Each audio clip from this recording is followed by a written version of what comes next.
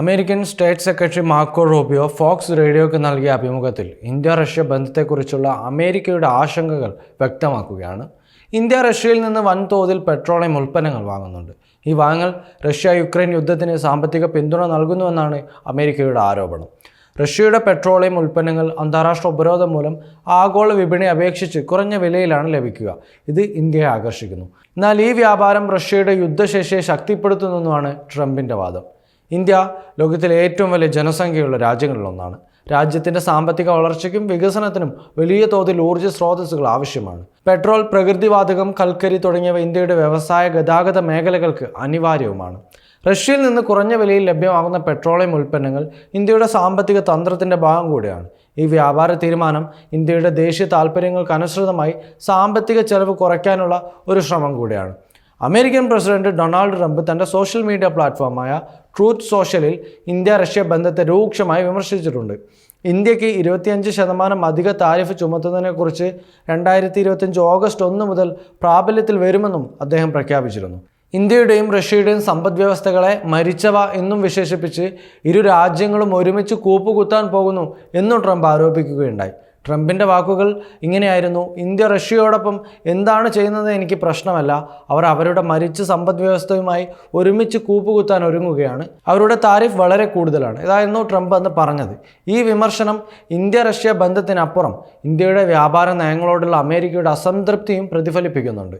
India വിദേശ ഉൽപ്പന്നങ്ങൾക്ക് ഉയർന്ന താരിഫ് ഏർപ്പെടുത്തുന്നുണ്ട്.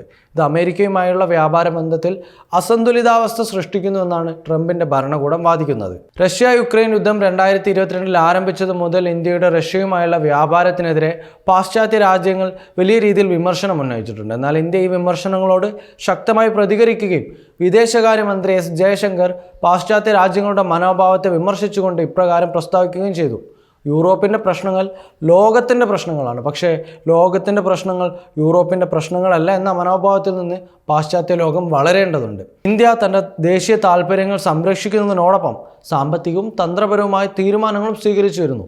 റഷ്യയിൽ നിന്നുള്ള പെട്രോളിയം വാങ്ങാൻ ഇന്ത്യയുടെ ഊർജ്ജ ആവശ്യങ്ങൾ നിറവേറ്റുന്നതിനും സാമ്പത്തിക ചെലവ് കുറയ്ക്കുന്നതിനുമുള്ള ഒരു തന്ത്രമാണ്. ട്രംപിൻ്റെ ഭരണകൂടം ഇന്ത്യ ഉൾപ്പെടെ 70-ലധികം രാജ്യങ്ങൾക്ക് 10% മുതൽ 41% തീരുവ ചുമത്തുന്ന ഒരു എക്സിക്യൂട്ടീവ് ഉത്തരവിൽ ഒപ്പുവെച്ചിട്ടുണ്ട്. ഇന്ത്യക്ക് മേൽ 25% അധിക നികുതിയാണ് ഏർപ്പെടുത്തിയിരിക്കുന്നത്. ഈ നയം വ്യാപാര രീതികളിലെ ദീർഘകാല അസന്തുലിതാവസ്ഥ പരിഹരിക്കാനുള്ള ശ്രമമാണെന്നാണ് ട്രംപിൻ്റെ ഭരണകൂടം അവകാശപ്പെടുന്നതെങ്കിലും ഈ താരിഫ് നയം ഇന്ത്യ അമേരിക്ക വ്യാപാര ബന്ധത്തിൽ പിരിമുറുക്കം സൃഷ്ടിക്കും. ഇന്ത്യയുടെ ഉയർന്ന താരിഫ് നിരക്കുകൾ അമേരിക്കൻ ഉൽപ്പന്നങ്ങൾക്ക് ഇന്ത്യൻ വിപണിയിൽ പ്രവേശനം ബുദ്ധിമുട്ടാക്കുന്നുവെന്ന് ട്രംപ് ആരോപിക്കുന്നു. ഒരു വശത്ത് അമേരിക്ക ഉൾപ്പെടെയുള്ള പാശ്ചാത്യ രാജ്യങ്ങളുമായി ശക്തമായ ബന്ധം നിലനിർത്തുകയും മറുവശത്ത് റഷ്യയുമായുള്ള സാമ്പത്തിക ബന്ധം ശക്തിപ്പെടുത്തുകയും ചെയ്യുന്നു.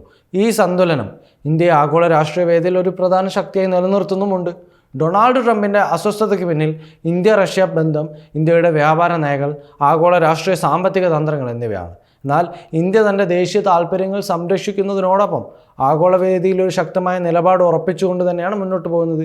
ഈ സങ്കീർണമായ രാഷ്ട്രീയ സാമ്പത്തിക കളത്തിൽ ഇന്ത്യ അമേരിക്ക ബന്ധം എങ്ങനെ വഷളാകുമെന്നുള്ളത് വരും ദിവസങ്ങൾ വെച്ച് കണ്ടറിയേണ്ടതാണ്.